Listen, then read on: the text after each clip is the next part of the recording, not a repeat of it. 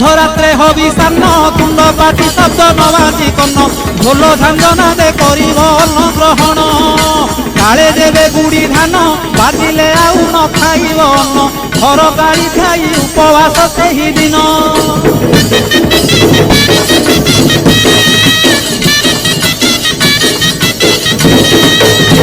ମଧ୍ୟାହ୍ନରେ ଧୂଳି ଦଣ୍ଡ ତତଲା ଧୂଳିରେ ଗଡ଼ାଇ ପିଣ୍ଡ କଷ୍ଟକୁ ସହିବ କାମନାକାରୀର ଦାଣ୍ଡ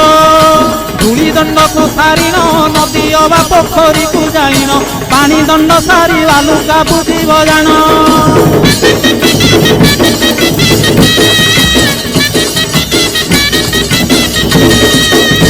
ଦାନ୍ତ କାଠି ନ ଘଷିବ ଆମ୍ବ ପତ୍ରେ ଦନ୍ତ ଶୁଦ୍ଧି କରିବ ଜଳ ଦଣ୍ଡ ପରେ ଅଗ୍ନିଦଣ୍ଡକୁ କରିବ